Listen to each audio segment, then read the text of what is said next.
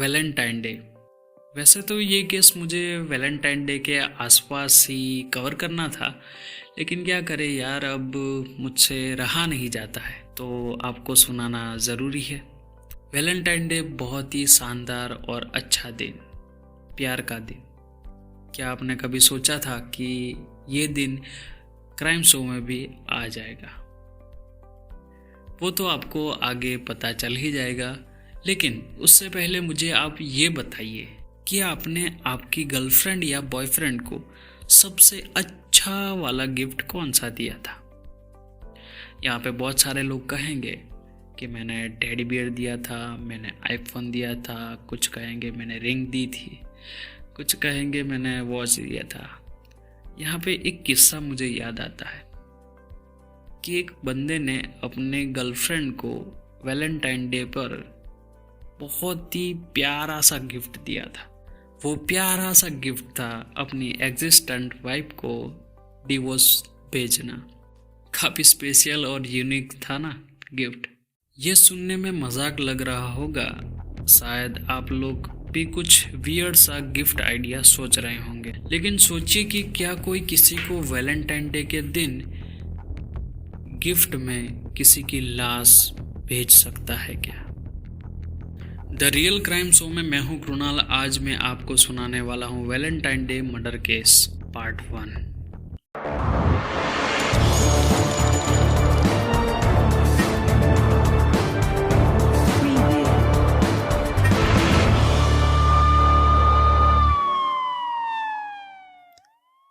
तेईस अक्टूबर 2018 बेंगलुरु की सड़क पर रात में करीब 12 बजे एक गाड़ी में दो आदमी बैठे थे। दोनों ही एक दूसरे से ज्यादा बात नहीं कर रहे थे। गाड़ी बेंगलुरु के एम्बेसी बिजनेस पार्क की ओर बढ़ रही थी। गाड़ी गेट पर पहुंचती है। ड्राइवर ने गार्ड को कुछ पूछा और उसने एक कार्ड दिखाया गार्ड को। गार्ड ने कार्ड देखते ही तुरंत गेट का बटन दबाया और गेट ओपन कर दिया। फिर वो दोनों आदमी गाड़ी को पार्क करके उस लंबी सी बिल्डिंग में दाखिल होते हैं। वो दोनों आदमी रिसेप्शन पर जाकर कुछ इंक्वायरी करते हैं और उसे भी कार्ड दिखाते हैं। कुछ देर बातचीत करने के बाद दोनों आदमी जाकर एक ऑफिस में बैठ जाते हैं। बिल्डिंग के 7वें मंजिल पर सॉफ्टवेयर बनाने वाली कंपनी ओरेकल का कस्टमर सपोर्ट ऑफिस था। उस रात को ऑफिस में सारे स्टाफ मौजूद थे। ऑफिस में सभी अपने डेली रूटीन वर्क में बिजी थे। अब बीच में 7th फ्लोर पर बैठा पियोन अपने सामने रखा फोन को आंसर करता है। फोन पर कुछ बात होने के बाद वो फोन रख देता है और एक एम्प्लॉय के पास जाता है और उसे बताता है कि उससे मिलने दो लोग नीचे आए हैं। इस एम्प्लॉय का नाम था प्रवीण बतेले। इस नाम को याद रखिएगा। प्रवीण लिफ्ट से नीचे जाता है और सोचने लगता है कि इतनी रात को ऑफिस में उससे मिलने कौन आया होगा। वो उस केबिन में दाखिल हुआ जिसमें वो दोनों आदमी बैठे थे। दोनों ने मुस्कुराकर प्रवीण को हेलो कहा और हैंडशेक भी किया और तीनों बैठ गए और फिर बातचीत शुरू होती है। उन दोनों आदमियों में से एक ने कहा, तरुण, इट्स ओवर, लेट्स गो। उस आदमी ने प्रवीण को तरुण कहकर क्यों पुकारा? वो दोनों आदमी कौन थे? तो चलिए केस में हमें कुछ साल पीछे जाना पड़ेगा। 2003, तकरीबन 15 साल पहले, गुजरात का अहमदाबाद शहर, जहां उस वक्त क्राइम अपने ऑल टाइम हाई पे था। तब दिसंबर 2002 में तरुण धीरज और सजनी की शादी हुई थी। दोनों की अरेंज मैरिज थी। तरुण धीरज असल में केरला का रहने वाला था और गुजरात में पीटी टीचर के तौर पर काम करता था। उसकी पत्नी सजनी बैंक में काम करती थी। दोनों की फैमिली केरला से थी। सजनी की फैमिली नौकरी की तलाश में केरला से अहमदाबाद आती है। तरुण की फैमिली में से उसका भाई नौकरी अहमदाबाद में लगती है, तो उसके साथ तरुण भी नौकरी के करने के लिए अहमदाबाद आ जाता है। तरुण और सजनी अपनी जिंदगी की शुरुआत कर रहे थे। अहमदाबाद के भोपाल इलाके में हरिपन्ना अपार्टमेंट में एक फ्लैट में उन्होंने अपने जीवन की शुरुआत की थी। एक दिन तरुण अपनी पत्नी से कहता है कि उसे काम से शहर से बाहर जाना पड़ सकता है और ये सजेशन भी देता है कि उसकी गैर हाजिरी में उसे घर पर अकेले नहीं रहना चाहिए। उस समय क्राइम रेट आसमान छू रहा था, तो उसकी सुरक्षा के लिए सजनी तरुण के बाहर जाने के बाद अपने माँ बाप के घर चली जाती थी। 5 फरवरी 2003 की शाम जब सजनी अपने पिता के घर से लौट रही थी तो उसने अपने पिता से गाड़ी में पेट्रोल भरवाने के लिए कुछ पैसे मांगे। सजनी के पिता ने ओके किशनन ने बेटी से शादीशुदा जीवन के बारे में कुछ सवाल किए। उससे पूछा कि उसका पति उसका ख्याल रखता है या नहीं।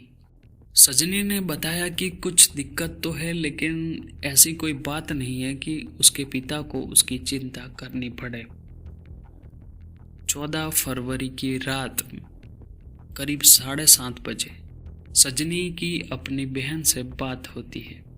शादी के बाद का पहला वैलेंटाइन डे दोनों बहनें कुछ देर तक बात करती है, फिर उसकी बहन फ़ोन रख देती है। करीब 2 घंटे बाद सजनी की बहन का फ़ोन फिर से बजता है। सजनी की बहन कॉल उठाती है। ये कॉल तरुण धिनराज का था। तरुण धिनराज घबराते हुए रोते हुए सजनी की बहन को बताता है कि जल्दी से हॉस्पिटल आ जाइए, सजनी के ऊपर किसी ने हमला कर दिया है। सजनी के घर वाले घबराते हुए हॉस्पिटल पहुंचते हैं और मालूम पड़ता है कि सजनी अब इस दुनिया में नहीं रही। पुलिस इन्वेस्टिगेशन में पता चलता है कि घर में चोरी करते समय चोरों ने सजनी को मार डाला। सजनी को उसकी चुन्नी से गला घोंटकर मारा गया था। तरुण धिनराज सजनी के पति इस हादसे से बहुत ही सदमे में थे। वो पागलों की तरह रो रहा था। पुलिस ने इन्वेस्टिगेशन करी और उसमें सामने आया कि तरुण धिनराज के घर से कुछ गहने और कैश मिसिंग थे। तरुण का डर सच में बदल गया था और सजनी के परिवार वाले भी टूट गए थे। तरुण रो रो कर बेहाल हो गया था। जब सजनी का अंतिम संस्कार करना था तब तरुण की हालत रो रो कर इतनी खराब हो चुकी थी कि वो चीता को आग भी नहीं दे पाया था। तरुण के भाई को चीता को आग देनी पड़ी। तरुण की हालत इतनी खराब हो चुकी थी कि उसे हॉस्पिटल में एडमिट करना पड़ा। शायद वो इस सदमे को बर्दाश्त नहीं कर पाया। उधर पुलिस कातिल को पकड़ने के लिए दिन रात एक कर चुकी थी, लेकिन पुलिस के हाथ कुछ नहीं लग रहा था। फिर एक दिन ओके किशनन यानी सजनी के पिता ने एक पुलिस इंस्पेक्टर को अपनी बेटी के साथ हुई बातचीत का जिक्र किया, जिसमें उसने पेट्रोल भरवाने के लिए पैसे मांगे थे। पुलिस का शक पहली बार तरुण पर गया। तरुण से पूछताछ करने के लिए पुलिस की टीम हॉस्पिटल पहुंचती है तो मालूम पड़ता है कि तरुण धिनराज वहां से गायब था। आखिर तरुण धिनराज कहाँ गायब हो गया? द रियल क्राइम शो में आज के वीडियो में इतना ही। आगे का केस सुनाऊंगा अगले वीडियो में, और साथ ही उसमें ये भी बताऊंगा कि बेंगलुरु के उस ऑफिस में वो 2 आदमी किस मकसद से आए थे और उन्होंने प्रवीण को तरुण क्यों कहा। अगर आपको क्राइम स्टोरी पसंद है तो चैनल को सब्सक्राइब कर ले और अपना फीडबैक कमेंट में ज़रूर दें। जय हिंद, जय भारत।